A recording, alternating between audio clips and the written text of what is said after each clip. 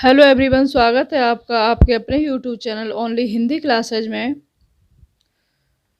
तो फ्रेंड्स, मैंने इससे पहले महत्वपूर्ण पॉइंट, आज का जो हमारा टॉपिक है वो अकबर से है।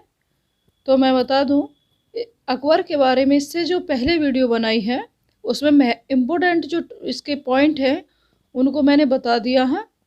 और अब हम इसके देखने वाले हैं क्वेश्चन आंसर। और एक बात और मैं कहना चाह रही हूँ, जैसे जीएस के बाद में थोड़ा सा कुछ पार्ट रखा है संविधान का, तो जीएस प्लस संविधान के क्वेश्चन आंसर देखते चलेंगे, तो ये जो हमारे टॉपिक हैं वो अच्छे से कवर हो जाएंगे। तो मैं शुरू करती हूँ अकबर, और इस देखते हैं इसके क्वेश्चन आंसर। पहला क्वेश्चन है, अकबर का शासन जाना जाता है। पॉइंट 1, क्षेत्रों को जीतने के लिए।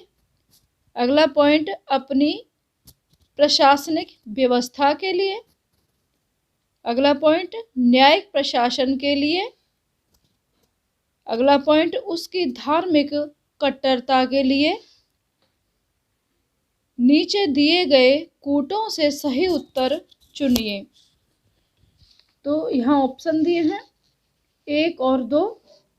ए में 1 और 2, बी 1, 2 और 3, सी 2, 3 और 4, या डी उपयुक्त सभी। तो आप लोग भी क्वेश्चन आंसर करने की कोशिश किया कीजिए, और कितने आपने सही किए हैं कमेंट में बताया करें। तो फ्रेंड, इसका सही आंसर हो जाएगा बी 1, 2 और 3, क्षेत्रों को जीतने के लिए, अपनी प्रशासनिक व्यवस्था के लिए, न्यायिक प्रशासन के लिए। 4 नहीं होगा, उसकी धार्मिक कट्टरता के लिए, वो धार्मिक कट्टर नहीं था। देखते हैं इस क्वेश्चन की व्याख्या।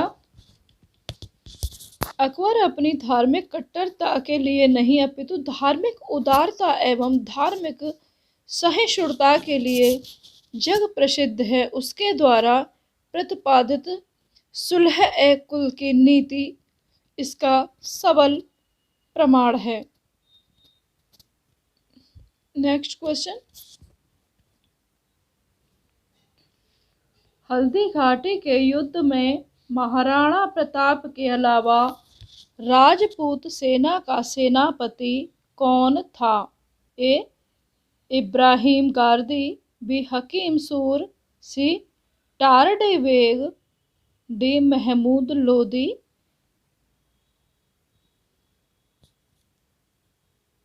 सही आंसर हो जाएगा हकीम सूर। व्याख्या देखें। हल्दी घाटी का युद्ध 1575 ईस्वी में हुआ था। इसमें एक तरफ मुगल सेना थी जिसका नेतृत्व मान सिंह और आसफ खान कर रहे थे, तथा दूसरी तरफ महाराजा प्रताप की सेना थी। राणा प्रताप की सेना के अग्रभाग में अफगानों की एक टुकड़ी थी जिसका नेतृत्व हकीम खान शूर कर रहा था। ये इस क्वेश्चन की व्याख्या है। क्वेश्चन नंबर 3 है, हल्दी घाटी के युद्ध में महाराणा प्रताप की राजपूत सेना का सेनापति कौन था? ए इब्राहिम खान गारदी, बी हकीम खान शूर, सी तरतीब bag, D Mohammad Lodi.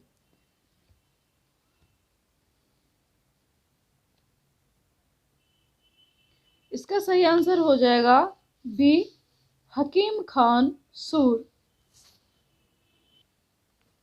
Question number 4 है, निम्नलिखित में से किस परिवार ने सर्वप्रथम अकबर के साथ वैवाहिक संबंध स्थापित किया था? ए. राठौर, बी.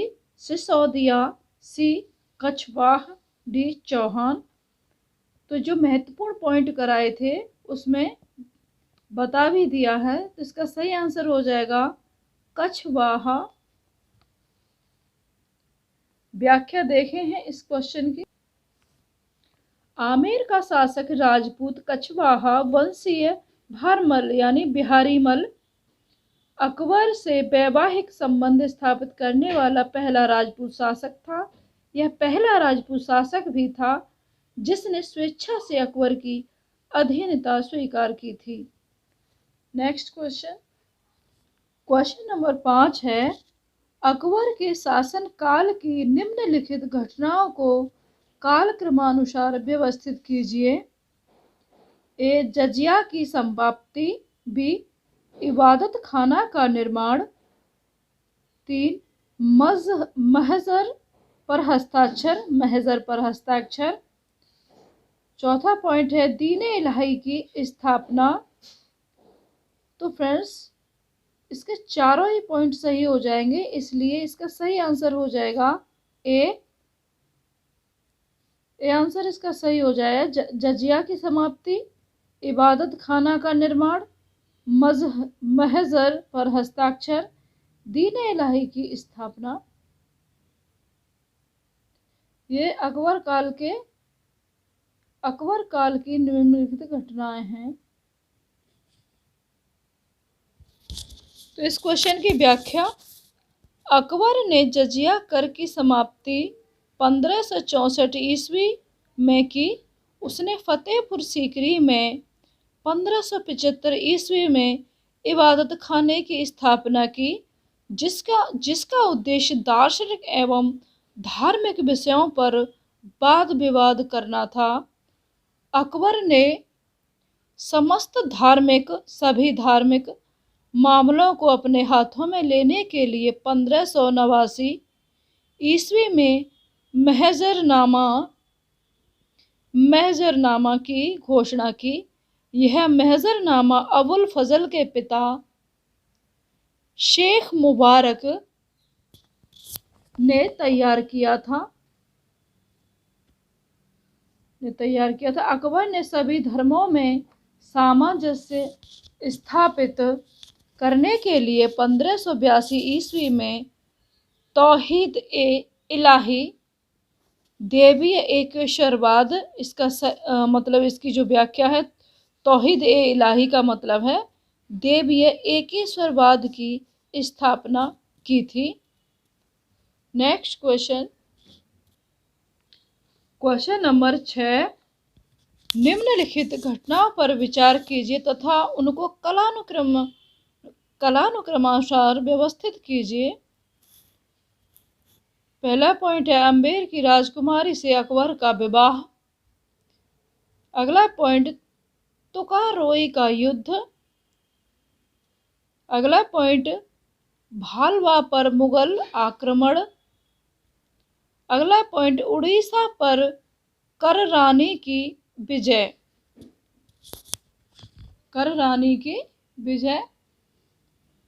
नीचे दिए गए कूट से सही उत्तर का चयन कीजिए।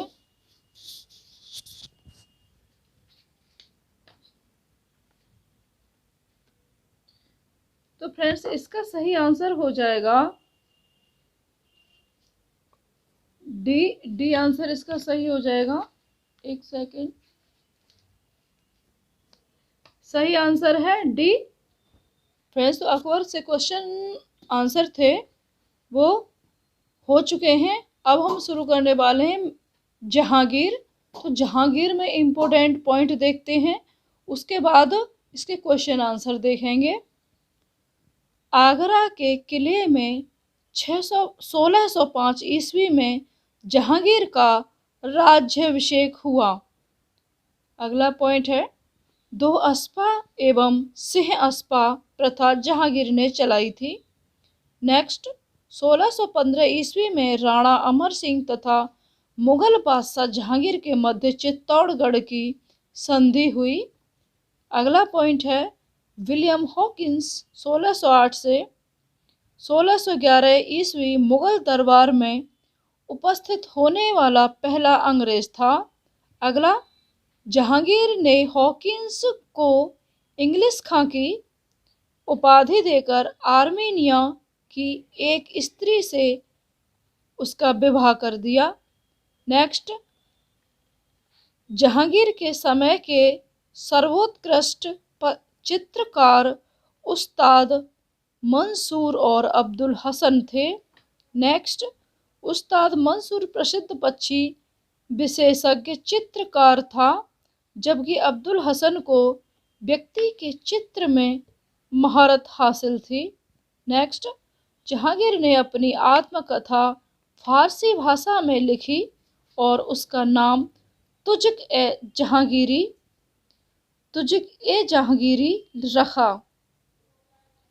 नेक्स्ट, एतमाद-दौला का मकबरा नूरजहां ने अपने पिता की मृत्यु के बाद बनवाया।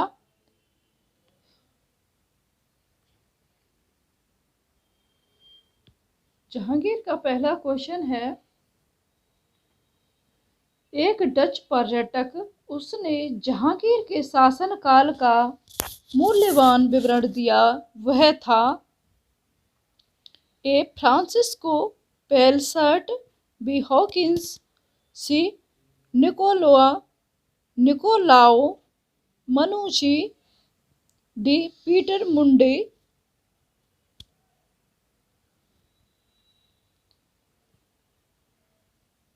तो इसका सही आंसर हो जाएगा ए. फ्रांसिस्को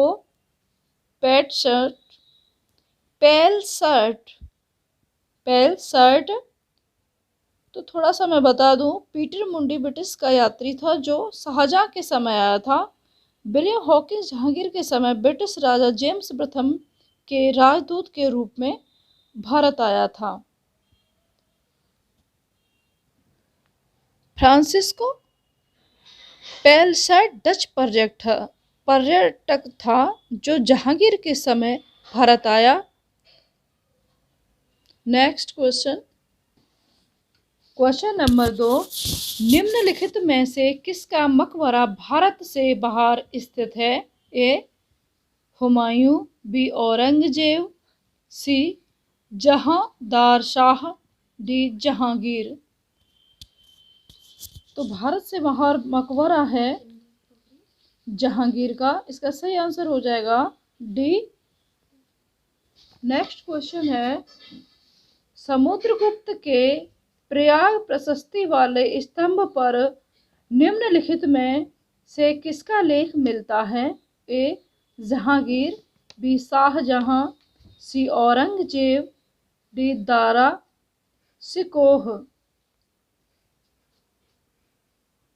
इसका सही आंसर हो जाएगा ए. जहांगीर। तो फ्रेंड्स, जहांगीर की थोड़ा सा मृत्यु के बारे में बताऊं। जहांगीर की मृत्यु 1627 ईस्वी में हुई थी। जहांगीर का मकबरा भारत के बाहर लाहौर में रावी नदी के किनारे शाहदरा नामक स्थान पर स्थित है। इसका सही आंसर हो जाएगा ए. जहांगीर। नेक्स्ट, इस क्वेश्चन की व्याख्या देखें। प्रयाग प्रशस्ति समुद्रगुप्त के विषय में जानकारी का एक महत्वपूर्ण स्रोत है। इसकी रचना समुद्रगुप्त के संधि विग्रहिक एवं सचिव हरिशेन ने की थी। कनिंघम के मतानुसार यह लेख मूलतः कौशाम्बी में खुदवाया गया था। बाद में अकबर ने इसे कौशाम्बी से मंगाकर इलाहाबाद के किले में स्थापित दिखाई न दे रहा, फिर से शुरू करती हूँ। कौशाम्बी से मंगाकर इलाहाबाद के किले में स्थापित करवाया। इस पर जहांगीर का एक लेख रानी का अभिलेख एवं अशोक द्वारा कौशाम्बी के महामात्रों को संघ भेद रोकने के लिए निर्देश भी खुदा है। Next question. अकबर से क्वेश्चन आंसर हो गए हैं। अब महत्वपूर्ण पॉइंट देखते हैं शाहजहां से, फिर देखते हैं इसके क्वेश्चन आंसर। पहला पॉइंट है 1592 ईस्वी में लाहौर में शाहजहां खुर्रम का जन्म हुआ था, जो बाद में शाहजहां के नाम से प्रसिद्ध हुआ। अगला पॉइंट, उसकी माता मारवाड़ के शासक उदय सिंह की पुत्री जगत गोसाई थी। 1612 ईस्वी में आसफ खां की पुत्री अर्जुमंद बानो बेगम से उसका विवाह हुआ, जो बाद में इतिहास में मुमताज महल के नाम से विख्यात हुई। अगला पॉइंट है 1628 ईस्वी में आगरा में उसका राज्य अभिषेक हुआ। इसी ने राजधानी आगरा से शाहजहानाबाद स्थानांतरित की। नेक्स्ट, दिल्ली की जामा मस्जिद का निर्माण शाहजहां ने करवाया था।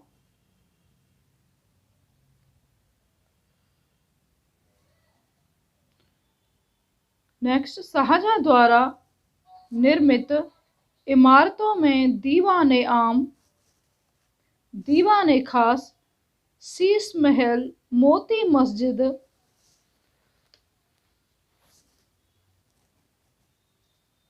आगरा खास महल, मुसम्मन बुर्ज, नगीना मस्जिद, जामा मस्जिद, ताजमहल तथा लाल किला दिल्ली प्रमुख है।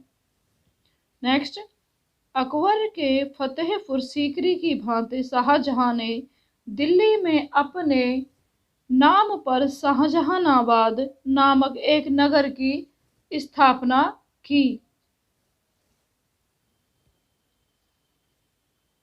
नेक्स्ट, उपनिषदों का फारसी अनुवाद शाहजहां के शासनकाल में शहजादे दारा शिकोह ने सिर-ए-अकबर शीर्षक के तहत किया। सिर-ए-अकबर शीर्षक के तहत किया। नेक्स्ट पॉइंट, शाहजहां के चारों पुत्रों में ज्येष्ठ दारा शिकोह सर्वाधिक सुशिक्षित, अध्येता तथा लेखक था। उसने अनेक हिंदू धर्म ग्रंथों का अध्ययन एवं उपनिषदों, योग, वशिष्ठ, भगवत गीता आदि हिंदू धर्म ग्रंथों का फारसी में अनुवाद कराया। मुगल बादशाह शाहजहां ने बलबन द्वारा प्रारंभ ईरानी दरबारी रिवाज सिजदा समाप्त कर दिया था।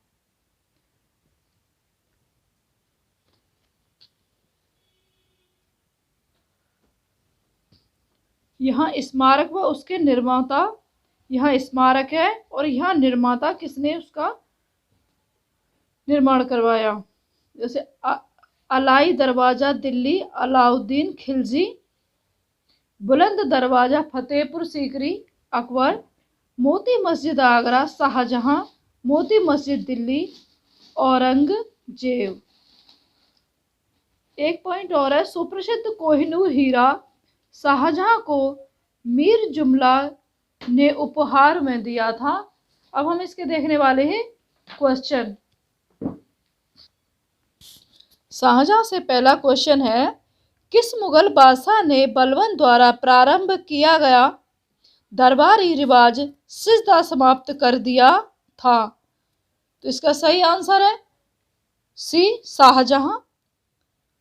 तो थोड़ा सा मैं इसके बारे में बता दूं। मुगल बादशाह शाहजहां ने बलबन द्वारा प्रारंभ ईरानी दरबारी रिवाज सिजदा समाप्त कर दिया था।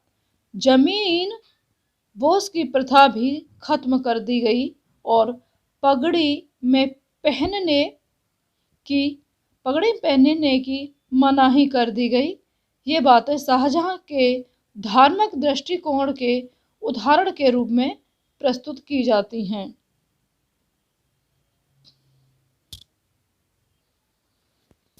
फ्रेंड्स, तो यहाँ से मैं शुरू करने वाली हूँ भारतीय संविधान के महत्वपूर्ण तथ्य। भारतीय राज्य व्यवस्था एवं शासन, संविधान, राजनीतिक प्रणाली एवं लोक नीति। तो यहाँ इसके जो महत्वपूर्ण तथ्य हैं, तथ्यात्मक नोट्स। भारत का संवैधानिक विकास, इसमें पहला पॉइंट है, ब्रिटिश भारत में गवर्नर जनरल को 1861 के भारतीय परिषद अधिनियम से ही विधान परिषद की अनुमति के बिना अध्यादेश जारी करने की शक्ति प्राप्त थी। नेक्स्ट पॉइंट है, अगला पॉइंट है, 1892 के भारतीय परिषद अधिनियम के तहत भारतीय सदस्यों को बजट पर बहस करने की शक्ति दी गई, परंतु मतदान का अधिकार नहीं था। भारतीय मतदान नहीं कर सकते थे। नेक्स्ट है, 1909 के भारतीय परिषद अधिनियम के अनुसार मुसलमानों के लिए पृथक यानी अलग से निर्वाचन की व्यवस्था किया गया। नेक्स्ट, 1919 के भारत सरकार अधिनियम में यह व्यवस्था न केवल जारी रही बल्कि इसे सिखों, यूरोपियों, भारतीयों, ईसाइयों एवं आंग्ल भारतीयों के लिए भी विस्तारित किया गया। अगला पॉइंट है, इस अधिनियम के द्वारा राज्यों में द्वैध शासन की स्थापना की गई। नेक्स्ट, भारत सरकार अधिनियम 1935 के अंतर्गत प्रांतों में द्वैध शासन व्यवस्था को समाप्त करके केंद्र में द्वैध शासन को लागू किया गया था। नेक्स्ट, 1935 के भारत सरकार अधिनियम द्वारा स्थापित होने वाले संघ में अवशिष्ट शक्तियां गवर्नर जनरल को प्रदान की गई थी। नेक्स्ट, भारत में संघीय न्यायालय की स्थापना 1 अक्टूबर 1937 को भारत सरकार अधिनियम 1935 के अंतर्गत की गई थी। नेक्स्ट, इसके प्रमुख मुख्य न्यायाधीश सर मैरिस ग्वेयर थे। भारतीय संविधान से देखते हैं, पहला क्वेश्चन है, किसने कहा था संविधान सभा कांग्रेस की और कांग्रेस भारत का था? A Austin, B CR Attlee, C Winston Churchill, D Lord Mountbatten. तो आप भी आंसर देने की कोशिश करिए। इसका सही आंसर है ऑस्टिन। संविधान सभा कांग्रेस थी और कांग्रेस भारत था। यह वक्तव्य ब्रिटिश विधि शास्त्री जी ऑस्टिन का था। यह वक्तव्य उनकी पुस्तक द इंडियन कॉन्स्टिट्यूशन में वर्णित है। नेक्स्ट क्वेश्चन, अगला क्वेश्चन है, निम्नलिखित में से किस अधिनियम ने भारत में संघीय शासन की व्यवस्था दी थी? ए भारत सरकार अधिनियम 1909, बी भारत सरकार अधिनियम 1919, सी भारत सरकार अधिनियम 1935, डी भारत सरकार अधिनियम भारत स्वाधीनता अधिनियम 1947। तो इसका सही आंसर हो जाएगा सी भारत सरकार अधिनियम 1935 के तहत अखिल भारतीय संघ की स्थापना के रूप में भारत में संघीय शासन की व्यवस्था प्रस्तुत की गई थी। नेक्स्ट,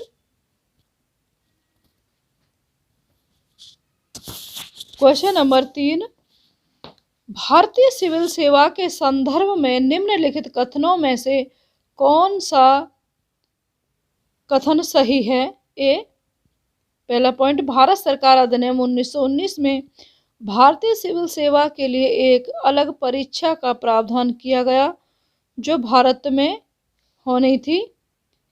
अगला पॉइंट है, भारतीय सिविल सेवा में 1941 में भारतीयों का प्रतिशत यूरोपियों से अधिक था। नीचे दिए गए कूट का प्रयोग करके सही उत्तर का चयन कीजिए। कूट: ए केवल 1, बी केवल 2, सी केवल 1 और 2 दोनों, डी न तो 1 ना ही 2। इसका सही आंसर हो जाएगा 1 और 2 दोनों। अब मैं देखते हैं इसकी व्याख्या। भारत में आधुनिक मेरिट आधारित सिविल सेवा ICS का प्रारंभ 1854 में लंदन में सिविल सेवा आयोग की स्थापना से हुआ तथा 1855 में इस हेतु प्रतियोगी परीक्षा लंदन में ही आयोजित की जाने लगी। भारतीयों की लगातार मांग के बावजूद यह परीक्षा भारत में न होकर लंदन में ही होती रही। अंततः भारत सरकार अधिनियम 1919 के प्रावधान के अनुरूप वर्ष 1922 से ICS की परीक्षा भारत में भी होनी प्रारंभ हुई, पहले इलाहाबाद में तथा बाद में दिल्ली में। सबसे पहले इलाहाबाद में, फिर उसके बाद दिल्ली में। 1930 के दशक के अंत तक यूरोप वासियों की उपलब्धता भारतीय सिविल सेवा में कम होती गई तथा इस सेवा में 1941 तक स्पष्ट रूप से भारतीयों का प्रतिशत यूरोप वासियों से अधिक हो चुका था। तो ये इस क्वेश्चन की व्याख्या हो गई। नेक्स्ट क्वेश्चन देखते हैं। भारत की संविधान निर्मात्री सभा के अध्यक्ष कौन थे? ए Rajendra Prasad, B doctor BR Ambedkar, सी श्री अय्यर, डी पंडित जवाहरलाल नेहरू। तो इसका सही आंसर हो जाएगा ए डॉक्टर राजेंद्र प्रसाद। क्वेश्चन की व्याख्या। 9 दिसंबर 1946 को संविधान सभा द्वारा संविधान सभा की प्रथम बैठक की अध्यक्षता अस्थायी अध्यक्ष डॉक्टर सच्चिदानंद सिन्हा ने की थी। 11 दिसंबर 1946 को संविधान सभा ने डॉक्टर राजेंद्र प्रसाद को निर्विरोध संविधान सभा के स्थायी अध्यक्ष के रूप में निर्वाचित किया। क्वेश्चन नंबर 5, निम्नलिखित में से कौन संविधान सभा का संवैधानिक सलाहकार थे? A doctor BR Ambedkar, B KM Munshi, C BN Rao, D TT Krishnamachari. तो इसका सही आंसर हो जाएगा सी BN राव। व्याख्या देखें इसकी। संविधान सभा के संवैधानिक सलाहकार BN राव थे। उनके द्वारा संविधान का पहला प्रारूप तैयार किया गया था, जिस पर विचार एवं परिवर्तन करके प्रारूप समिति द्वारा संविधान सभा के समक्ष संविधान का मसौदा प्रस्तुत किया गया।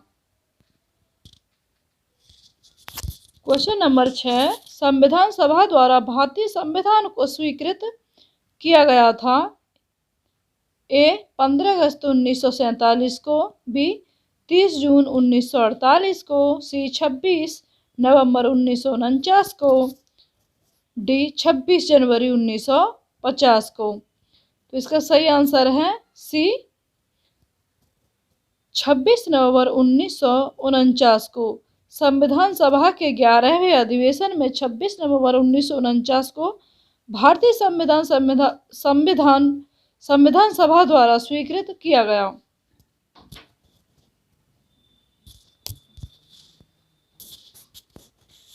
क्वेश्चन नंबर 7 है, भारतीय संविधान सभा की प्रारूप समिति के अध्यक्ष थे A doctor Rajendra Prasad, B Jawaharlal Nehru, C doctor B R Ambedkar, D Purushottam Das Tandon. इसका सही आंसर हो जाएगा C doctor B R Ambedkar. संविधान सभा ने संघ संविधान समिति सहित कुल 8 प्रमुख समितियों का गठन किया था। प्रारूप समिति के अध्यक्ष डॉक्टर बी आर अम्बेडकर थे।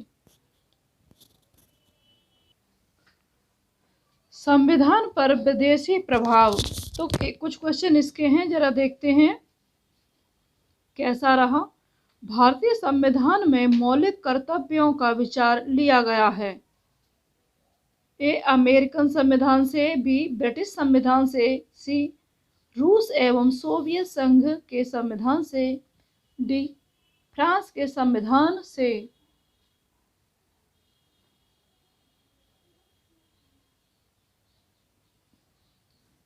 डी फ्रांस के संविधान से। इसका सही आंसर हो जाएगा सी रूस यानी पूर्व में सोवियत संघ के संविधान से लिए गए।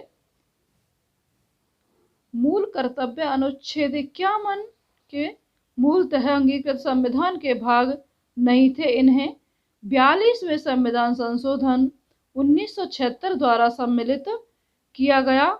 ये मूल कर्तव्य पूर्व सोवियत संघ के संविधान से लिए गए हैं।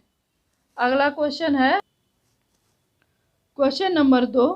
भारतीय संविधान में सन्निहित मूल अधिकारों की अवधारणा किस देश के संविधान से ग्रहण की गई है?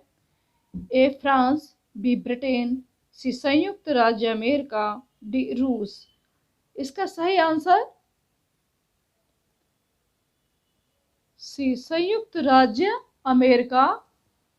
भारतीय संविधान में सन्निहित मूल अधिकारों की अवधारणा, सर्वोच्च न्यायालय का गठन एवं शक्तियां तथा उपराष्ट्रपति का पद संयुक्त राज्य अमेरिका के संविधान से लिया गया है, जबकि फ्रांस से गणतंत्र, ब्रिटेन से संसदीय प्रणाली तथा पूर्व सोवियत संघ से मौलिक कर्तव्यों का विचार लिया गया है।